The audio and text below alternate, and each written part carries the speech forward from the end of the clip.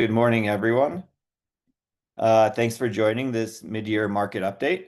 My name is Alexey Gutin. I'm the co-founder and CEO of Scribble. I'm excited to do this update. We did this at the beginning of the year, and I wanted to do this, um, halfway through the year to talk about how things went and where we think the market is going. Um, and I wanted to I'll give you an outline of what I plan to cover, and if you have any questions along the way. Feel free to pop those into the chat or the Q&A. We're going to do a quick poll at the end that Nicole's going to help out with right at the end. But feel free to ask any questions along the way.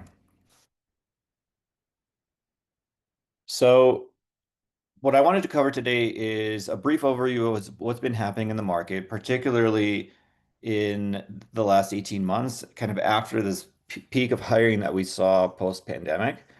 I wanted to give you an outlook of what we think is going to happen in the back half of the year, particularly with regards to hiring, and then talk about how associations can help members through their career journey, particularly during a lot of uncertainty in the market. And then we should have plenty of time for questions, Q&A at the end. So if you do have anything at the end, let me know. Feel free to pop those into the Q&A section or the comment section. So I wanted to kind of set the stage and do a quick review over the last, year and a half or so, and kind of set the stage of what happened after this kind of huge spike in hiring that we saw after 2020, in 2021 and 2022. And if you look at kind of what job posting volume looked like, pre-pandemic, like January 2020, we saw this huge drop during the pandemic, but then this really fast recovery and this kind of almost unprecedented wave of hiring through 2021 and 2022, where we, had not double, but in certain industries, double the amount of jobs available, and about 65% higher hiring than we had in prior years. And that started to kind of normalize, especially when the Fed rate started increasing interest rates, and things started to normalize in 2023. Companies started reducing their recruitment advertising budgets or kind of having this wait and see approach and freezing their budgets. And some of the major job boards out there, like the Indeeds, the ZipRecruiters, the monsters of the world that are publicly traded and uh, you know, we have public data on, started to see significant headwinds. They started to introduce reduce, I should say, headcount, and things started slowing down. And a lot of that continued for all of last year, and part of it into this year. And I'll kind of get into the nuances in a minute here. But the tight recruitment advertising budgets that we saw happening in 2023 happened through all of 2024 and generally the first half of this year. Employers are now scrutinizing the ROI on their advertising spend probably more than ever. So they're seeing which of their sources that they're advertising jobs with are leading to hires and which are leading to good hires. They're no longer, kind of posting and hoping that people apply. They have the tools and the technology available where they can actually see who brings them the best hires, who brings them hires and the best hires. And so with that, there's been a lot more scrutiny on which vendors to use. And then at the same time, because of the market, they haven't had to spend as much as they had during the peak of the post-pandemic hiring craze. And then last year into this year, the big job boards that I just mentioned continued to have those significant headwinds. So just recently, in the last 18 to 24 months, Indeed and ZipRecruiter have gone through several reductions in their workforce. Indeed, just a couple weeks ago, announced another reduction of about 1,000 people that they are about 6% of their workforce, all in the career division, and they're planning to replace with AI, actually, they said. And then one of the, kind of the most recognizable names and brands, which is Monster and Career Builder, merged late last year or early this year but then quickly after filed for Chapter 11 bankruptcy. They dissolved the business, and the domain and the brand was bought by a company called JobGet. But the original founders of the job board industry and the job board online job board unfortunately no longer exist today because of the really tough market and lack of they didn't adapt to the market and as a result you know couldn't weather the storm. And so I added this graph here to kind of show what the year over year job posting volume looked like. And this is a percentage of increase or decrease compared to the prior year. So through all of 2023 in, into a good part of 2024, we saw double digit, mid double digit in the teens, I mean, decrease year over year in job posting volume. And that decrease has started to slowly improve. We're still across all industries, we're down about, 6 or so% year over year, but it's not the 12 or 14 or 15% year over year that we were seeing for a good 18-month period. So things are starting to improve. There's indications that some industries are starting to actually improve. Some industries are trending towards kind of being flat year over year rather than declining and then slowly starting to grow. But if you look across all industries, we do see a decline. We see a continued decline compared to last year, but the size of that and the scope of that decline is lower than in the past. So what that means for kind of the employer trends is we have a slowing job market. Job postings sit about like 6%, 5 or 6% above pre-pandemic levels. So we've almost normalized back to, late 2019, early 2020 levels, which was considered a healthy job market. It was still competitive in term from an employer standpoint, but not, in this hiring craze that we saw in 2021 and 2022. There's about one job for every single person. At the peak of the hiring market, it was 2 to 1 or higher. So that has cooled significantly.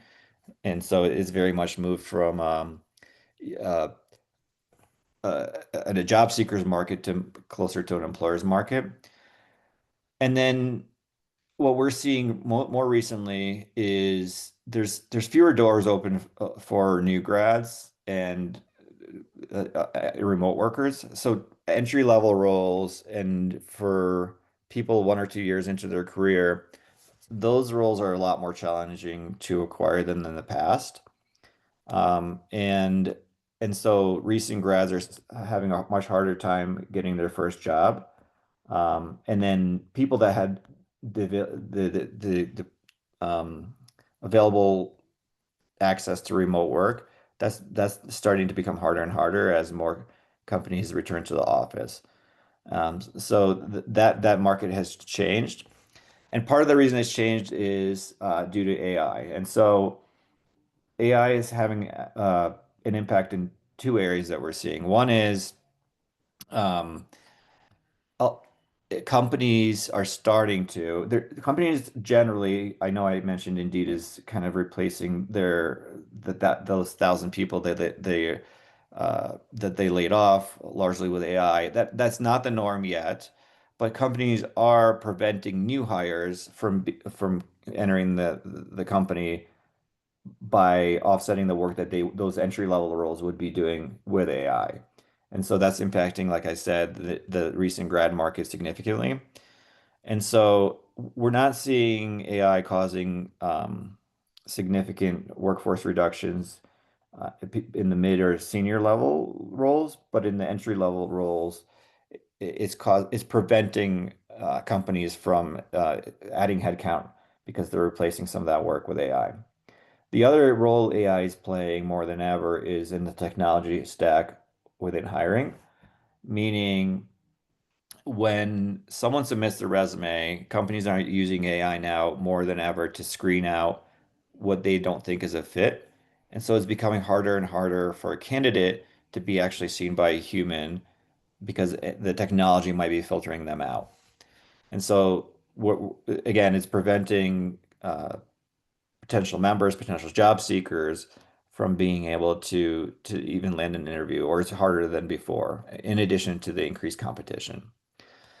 Also within this market, we're seeing a lot of uncertainty from an economic standpoint. So we had already expected that we would have our first Fed rate cut by now. That has not happened, and is uncertain when it will. We're still hearing two this year, but um, it's unclear when. And the longer that gets pushed back, the longer the hiring pause will be. And then the tariffs that the new administration has put in, and the unpredictability of those is kind of dampening companies from investing in capital expenditures and new headcount growth. And so until there's a lot more clarity around both of those things, companies are reluctant to pull the trigger and make potential investments in new hires, at least in terms of from a growth standpoint.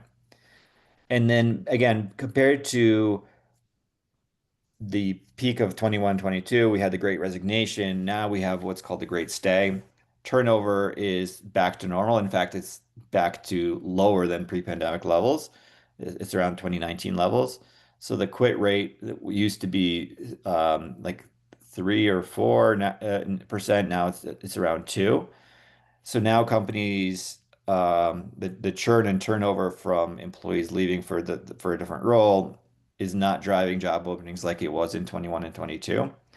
And so that's made the hiring and retention a lot easier from an employer standpoint. I wanted to also dig into a little bit of specifics around around specific industries and what we're seeing within those industries, starting with healthcare. Healthcare has been resilient, generally speaking, across the board over the last since the peak of 21. Um, Particularly, but there's kind of pockets that are more resilient than others, so it's a little bit nuanced. So physicians and surgeons and a lot of our physician associations are seeing um, this year that they're not down, they're flat year over year. Um, and that is compared to an all-time high. So we are, I think, double in terms of job posting volume within physician and healthcare, double pre-pandemic levels.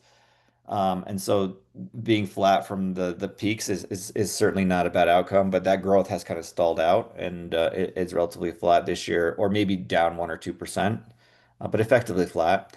But certain pockets of healthcare, like nursing, are starting to decline. So we're seeing nursing job postings decline about 10% year over year, which is pretty significant. But even with all that said, compared to pre-pandemic levels, we're still above about 15% in certain healthcare verticals, up to almost 100% for like physicians and surgeons. So it's still very resilient, still pretty elevated compared to pre-pandemic levels. Within higher ed or within associations that have a lot of higher ed hiring that they help with, that is cooling significantly. And that's driven by, again, the new administration cutting a lot of the government funding. So higher ed and academic institutions are hiring less adjuncts, less professors, less back office people, and waiting to see what's happening with the budgets, with the funding, and how that's going to change. Along the same lines, we've seen a very significant dip in I'm going to call it scientific R&D or government-funded STEM industries.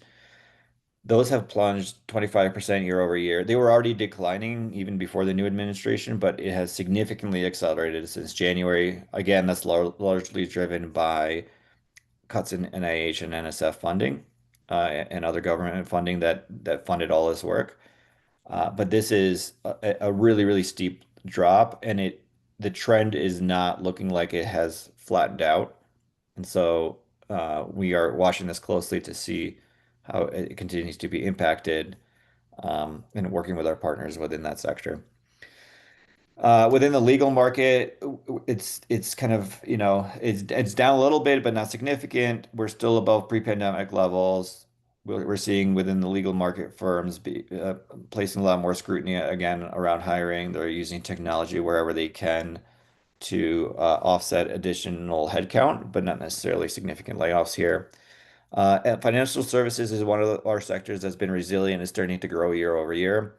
And then finally, within social work and mental health, social work, we're seeing a decline year over year in the teens.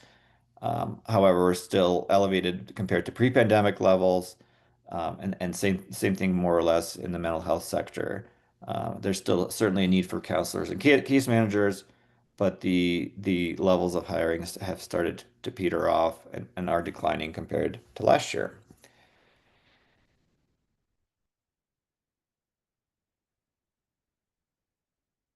So if I just as a visual, and I tried to do my best to capture everyone that registered for this webinar. So if I didn't capture your industry, please feel free to reach out to me after. I'm happy to give you a little bit of color of what we're seeing. And the way I'm approaching this is again, like year over year comparison, not necessarily compared to a few years ago. Are we seeing year over year? Are we seeing these industries improving year over year? Is there a st is it flat or a small decline? And I'm defining small as like anything under 10%, and anything over 10% is a significant decline.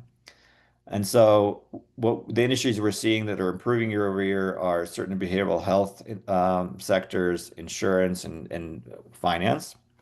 Like I mentioned earlier, physicians and surgeons are flat. Legal is experiencing a relatively small decline, as well as professional services. And then our non-government STEM sectors are pretty resilient. They're more or less flat, or a small decline, where last year they were declining year over year. And where we're seeing a significant decline, and this is a shift from 6 months ago when I did a similar webinar, the significant decline bucket only had DEI, and that continues to decline this year given the political climate and new administration. But where we are seeing significant decline that we weren't seeing 6 months ago is within education and higher ed. Um, Nursing is starting to decline more rapidly. And then, like I mentioned in the previous slide, government-funded STEM industries are declining very rapidly. And so that's kind of what we're seeing in the market currently, and and wanted to give kind of some not necessarily predictions, but some color of what we think is going to happen in the back half of this year through December. And so we are certainly seeing a slowing job market. Hiring has shifted down last year into this year. Payroll gains are starting to slow down. Employers are very cautious. Um, and what we're hearing from economists and analysts and what we've been reading is that if job postings continue to fall below pre-pandemic levels, they could be, potentially a sign of something a much more significant economic slowdown. We're still 5 or 6% above that level, and we it looks like it's flattening out. But if it continues to drop, or there is new tariffs, or the Fed rate doesn't cut the rates this year at the levels that they indicated, it could trigger something a significant slowdown. This is a little bit mislabeled, but the label's AI-driven job cuts. It's not it's not that we've actually seen significant layoffs due to AI, but we have seen companies not hiring because they are filling that role with technology and AI rather than headcount like they would have done 3 or 4 years ago. And in particular, the sectors that we're seeing that in, or the roles, are like administrative roles, some consulting roles, some research roles, not in the STEM field, but um, in the corporate world. Those postings are down in the teens since January, and so that's accelerating. And we are seeing, we picked the Shopify example, and some of you might have seen the their announcement that they're blocking new hires unless a manager can prove that AI can't do that work. That's not prevalent across the industry, but certainly companies are trying to see if they can reduce costs and reduce hiring if technology can do a good part of that potential hires work. And so that's slowing down some of it's not reducing existing jobs, it's reducing kind of future hiring. Um, the like I said earlier, the entry level roles continue to be challenging. We think that they're going to be challenging for the rest of the year. So those recent grads that are, student members of your association, or they're 1 or 2 years into the career and they're your early career members. If they are not, if they haven't landed a job opportunity or they've been displaced, they're in a tough position right now and seeking your help to kind of help them land that next role or first role in the case of the student members.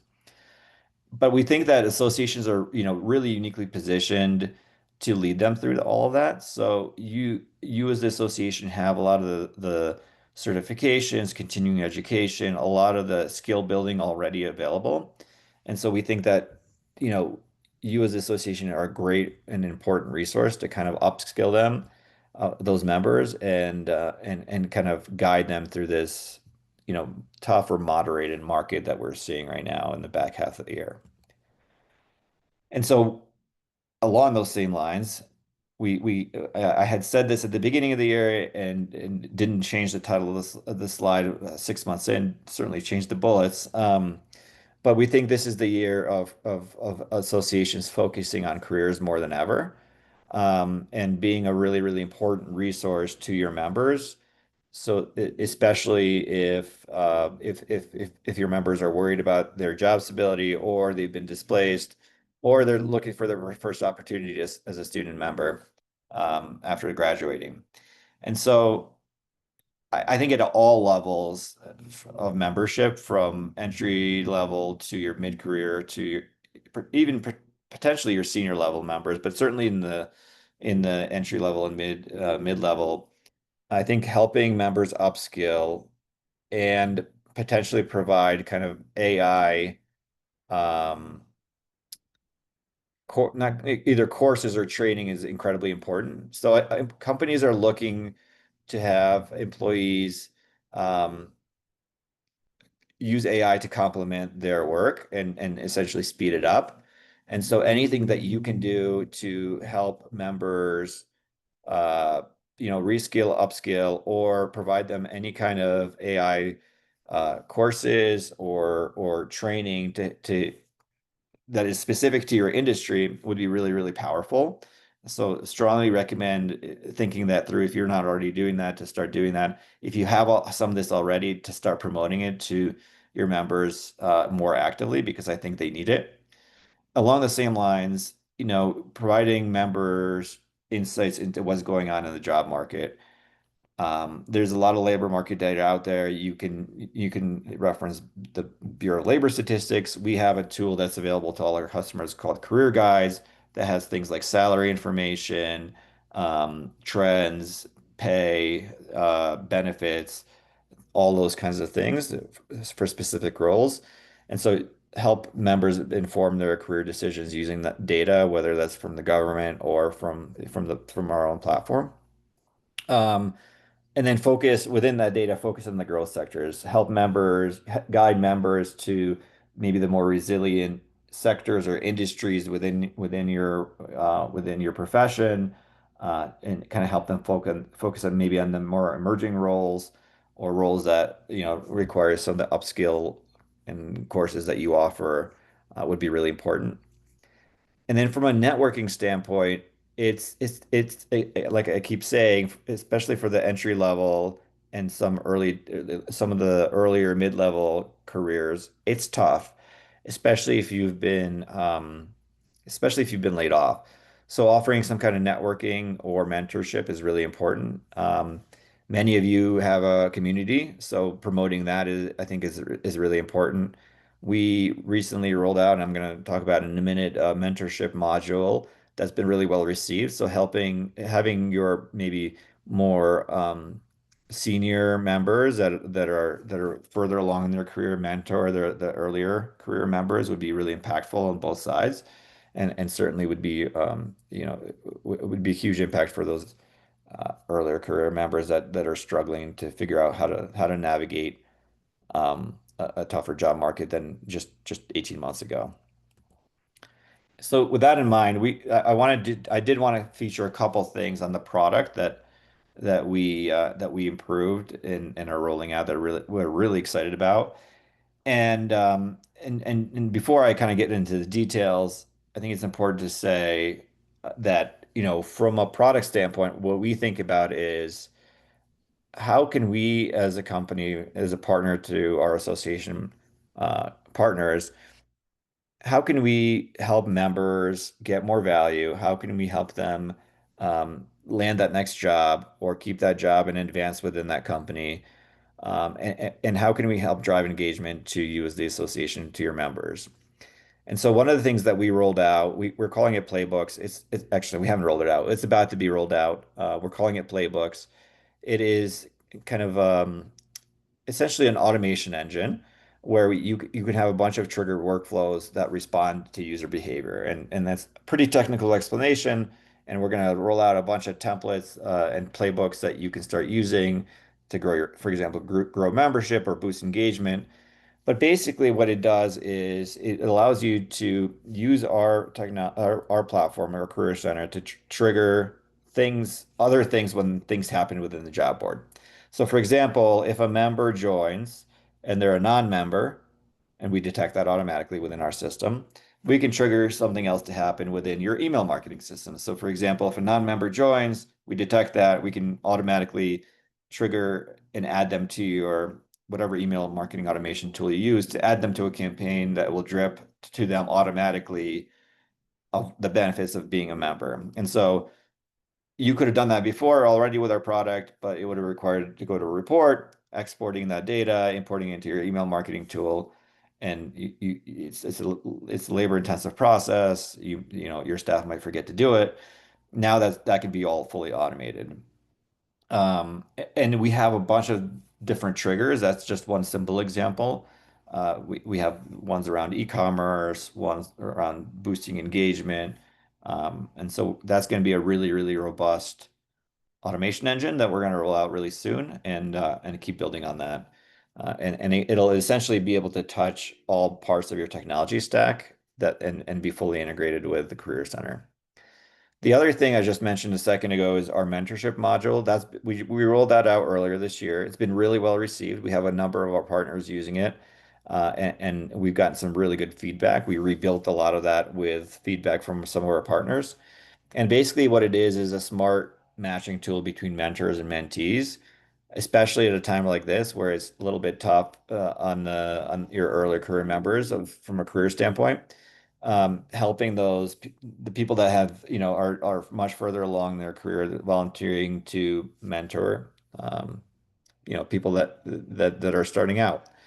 And so that tool is kind of a fully automated matching engine. We have built in, check-ins, feedback, sharing progress. We have reporting for you as the association to see. And it really what it does is empowers members to kind of connect with their peers that have essentially done it before. And the other part of the product that we're investing heavily in is our own AI, I guess, so to speak.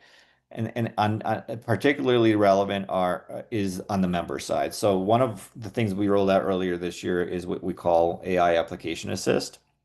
So when one of your members is applying for a job, we know the job title and job description they're applying for. We also have a copy of the resume. They probably uploaded to the system already. And before they go to apply, we actually scan their resume and we scan the job that they're applying to, and we make sure that with AI that they hit all the points. I mentioned earlier that companies are using technology more and more to filter out candidates to make sure that they that the ones they deem not relevant are not even seen by a human. Well, this technology makes sure that we put the member puts their best foot forward and gets past those filters. So making sure like that, that we highlight certain skills that they have at the top of the resume to get past the filters that applicant tracking systems have. This has boosted responses pretty significantly for a lot of the members using this tool. So really, I think well-timed, a really important tool that you as the association can offer to your members. This is already available, so and we've rolled it out to, if not all our partners, then nearly all of them. So this is a really, really exciting update. And the other one that it's not released yet, but will be in Q3, is what we call AI resume search. And this is both from the job seeker and employer standpoint useful.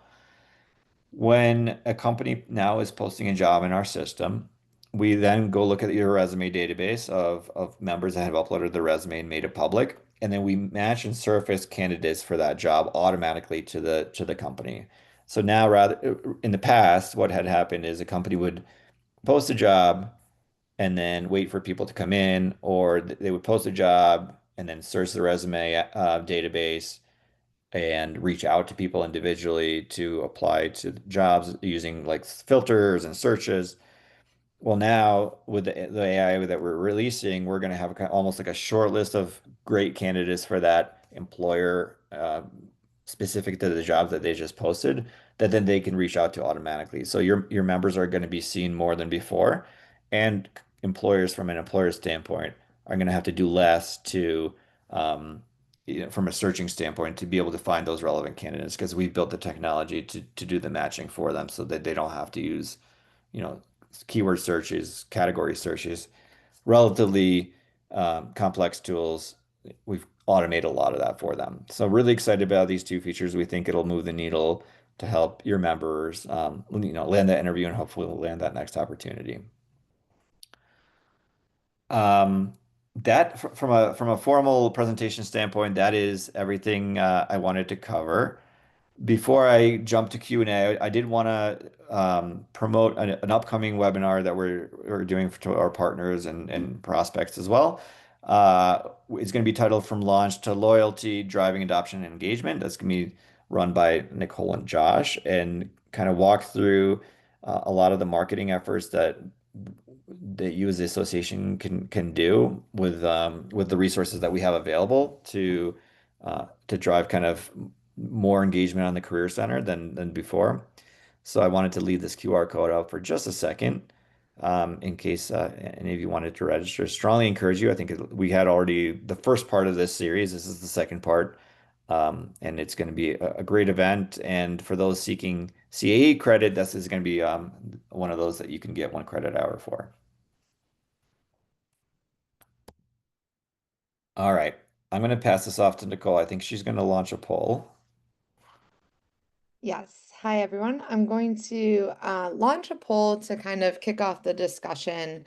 Alexey covered a lot of information today, and we're really interested kind of in what you're seeing on the association side.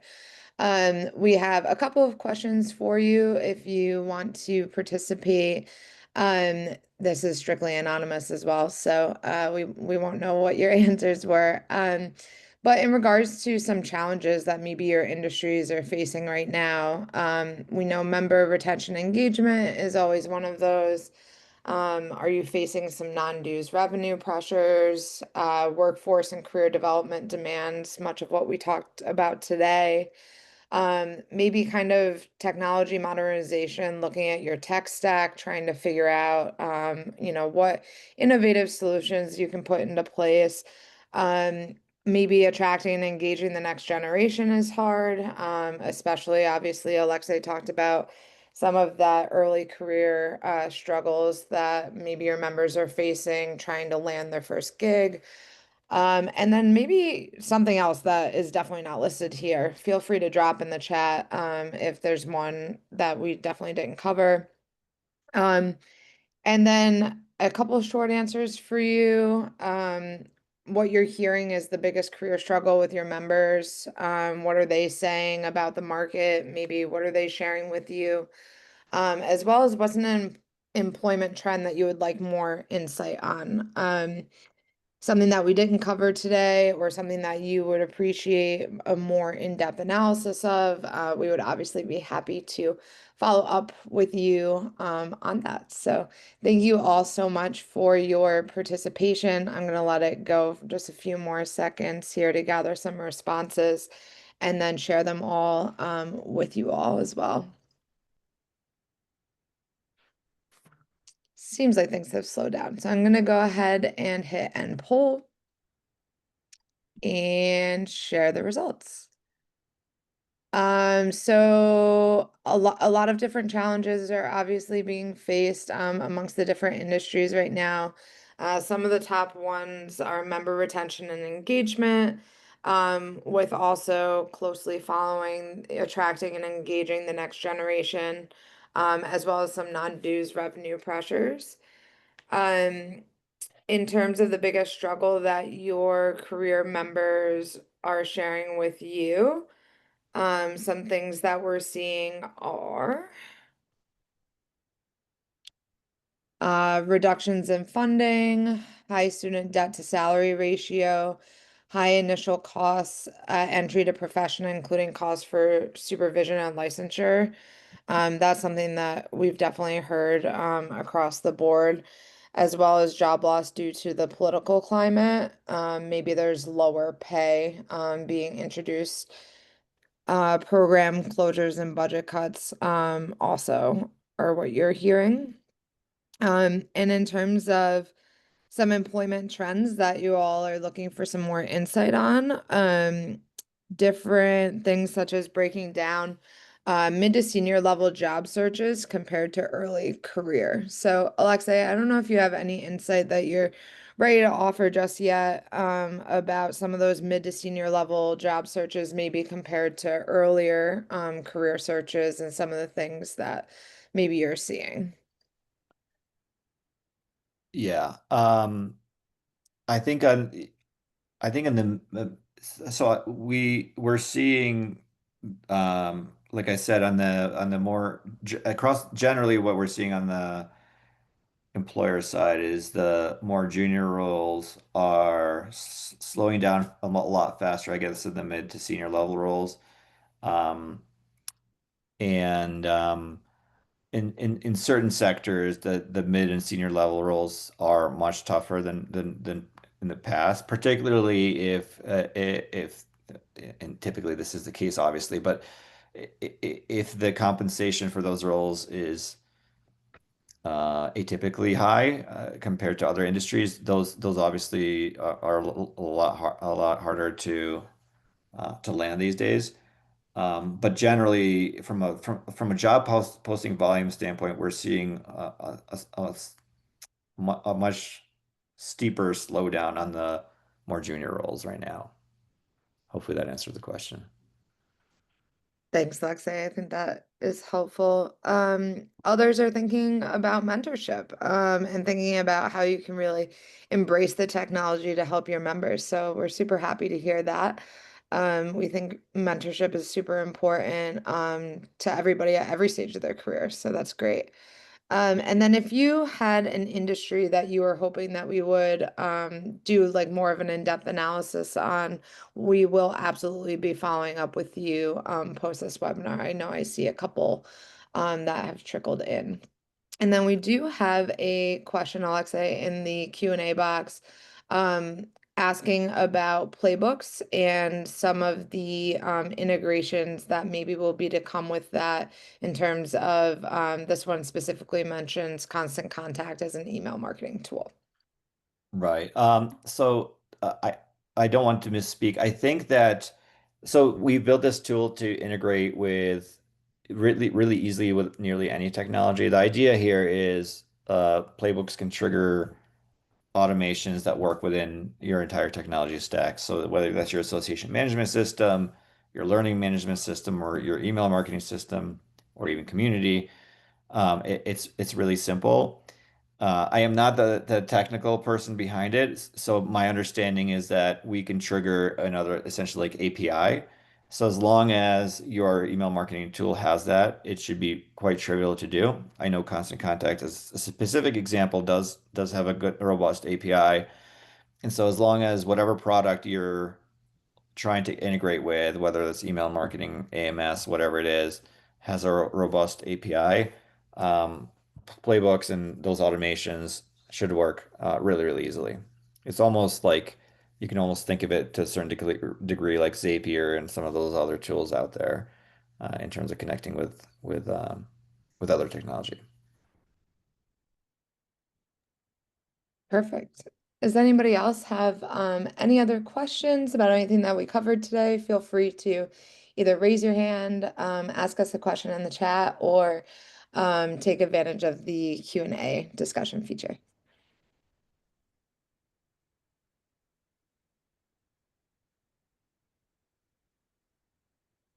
Awesome. I think oh, okay. Actually, we do have a question.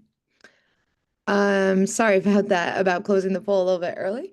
Um, so I think this is something that healthcare is experiencing that may be a little bit unique. But the question or the discussion point of maybe challenges that a specific healthcare association is facing is how rural healthcare workers will fare with the new bill that was passed and the loss of Medicaid funding.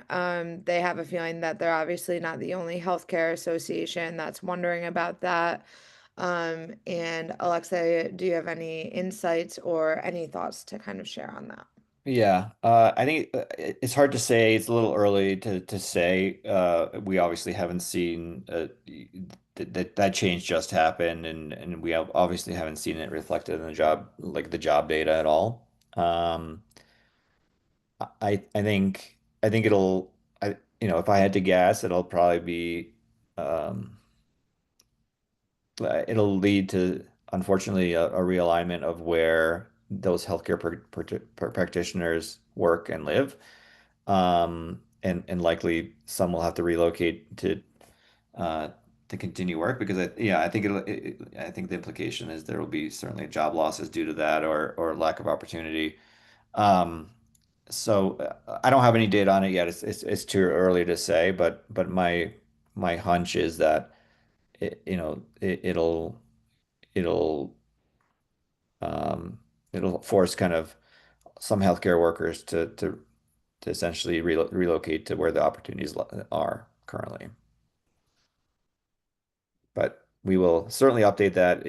We'll probably do another one of these towards the end of the year, and I'm sure that will be a topic that we'll cover once we have some data behind it. I think that's everything, Nicole, unless I'm missing anything. We are, as we end this webinar, and thank you again all for joining. You're going to be asked for kind of feedback. We'd love to hear your feedback, good and bad. We want to make these webinars really useful to all of you. So feel free to give us as much feedback as you'd like. We'd love to hear any suggestions for upcoming topics or any questions that we might have not covered. Again, feel free to reach out to me directly with any questions that you have specifically that we didn't cover through the Q&A here. My email address is alexey@webscribble.com, so Alexey @webscribble.com. Feel free to reach out to me anytime. Happy to help and answer any questions. Otherwise, thanks again everyone for joining. Great to have all of you, and hopefully we'll see you all on August 7th for our next webinar. Thanks everyone.